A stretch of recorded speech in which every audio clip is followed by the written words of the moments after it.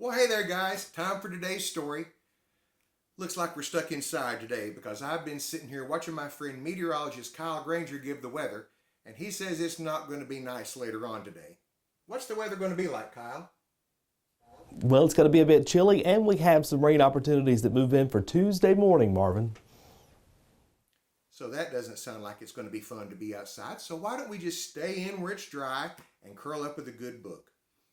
In fact, today's story kind of goes along with the weather. Hey, I just had a wonderful idea. Hey, Kyle, how would you like to read today's story? Why not? Let's do it. I know you guys enjoy this story, and I know for a fact it's one of your favorites. In fact, this book has sold over 4.5 million copies worldwide, so a lot of people like this story. That's right. Cloudy with a Chance of Meatballs, written by Judy Barrett and drawn by Ron Barrett. Would you like to read that for us today, Kyle? I sure would. Great. Here you go. All right. Here we go. This is such a good book and might even make you a little hungry if you haven't had breakfast quite yet. So here we go with the book. We were all sitting around the big kitchen table. It was Saturday morning, pancake morning.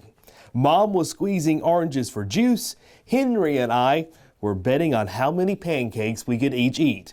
How many can you eat? And Grandpa was doing all the flipping. Seconds later, something flew through the air, headed toward the kitchen ceiling, and landed right on Henry. After we realized that the flying object was only a pancake, we all laughed, even Grandpa. Breakfast continued quite uneventfully. All the other pancakes landed in the pan, and all of them were eaten, even the one that landed on Henry. That night, touched off by the pancake incident at breakfast, Grandpa told us the best tall tale bedtime story he'd ever told. Across an ocean, over lots of huge bumpy mountains, across 3 hot deserts and 1 small ocean, there lie the town of Chew and Swallow. In most ways, it was very much like any other tiny town. It had a main street, lined with stores, houses, the trees and gardens around them, a schoolhouse, about 300 people, and some assorted cats and dogs. But there were no food stores in the town of Chew and Swallow. They didn't need any. The sky supplied all the food that they could possibly want. The only thing that was different about Chew and Swallow was the weather. It came 3 times a day, at breakfast, lunch, and dinner.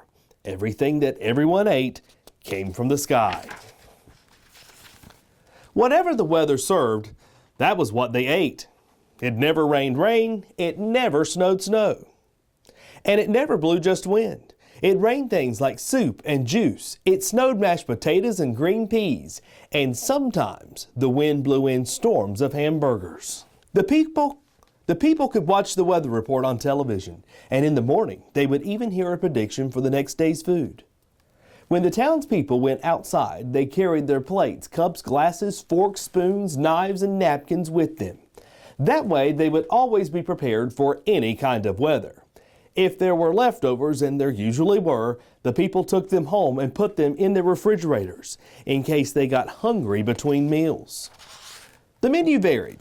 By the time they woke up in the morning, breakfast was coming down. After a brief shower of orange juice, low clouds of sunny side-up eggs moved in, followed by the pieces of toast. Butter and jelly sprinkled down for the toast, and most of the time it rained milk afterwards. For lunch one day, Frankenfurters, already in their rolls, blew in from the northwest at about 5 miles per hour. There were mustard clouds nearby. Then the wind shifted to the east and brought in the baked beans. A drizzle of soda finished off the meal. Dinner one night consisted of lamb chops, becoming heavy at times with occasional ketchup. Periods of peas and baked potatoes were followed by gradual clearing, with a wonderful jello setting in the west. The sanitation department of Chew and Swallow had a rather unusual job for a sanitation department. It had to remove the food that fell on the houses and sidewalks and lawns. The workers cleaned things up after every meal and fed all the cats and dogs. Then they emptied some of it into the surrounding oceans for the fish and the turtles and whales to eat. The rest of the food was put back into the earth so that the soil would be richer for the people's flower gardens. Life for the townspeople was delicious until the weather took a turn for the worse. One day there was nothing but gorgonzola cheese all day long. The next day there was only broccoli, all overcooked. And the next day there were Brussels sprouts and peanut butter with mayonnaise. Another day there was a pea soup fog. No one could see where they were going, and they could barely find the rest of the meal that got stuck in the fog. The food was getting larger and larger, and so were the portions. The people were getting frightened. Violent storms blew up frequently. Awful things were happening. One Tuesday, there was a hurricane of bread and rolls all day long and into the night. There were soft rolls and hard rolls, some with seeds, some without. There was white bread and rye and whole wheat toast. Most of it was larger than they had ever seen bread and rolls before. It was simply a terrible day. Everyone had to stay indoors. Roofs were damaged, and the sanitation department was beside itself. The mess took the workers 4 days to clean up, and the sea was full of floating rolls. To help out, the people piled up as much bread as they could in their backyards. The birds picked at it, but it just stayed there and got staler and staler. There was a storm of pancakes one morning and a downpour of maple syrup that nearly flooded the town. A huge pancake covered the school. No one could get it off because of its weight, and so they had to close the school. One day brought 15-inch drifts of cream cheese and jelly sandwiches. Everyone ate themselves sick, and the day ended with a stomachache.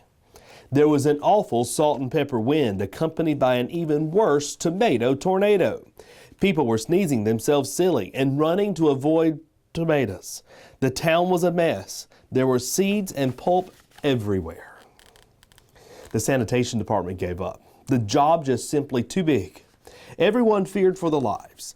They couldn't go outside most of the time. Many houses had been badly damaged by the giant meatballs. Stores were boarded up, and there was no more school for the children.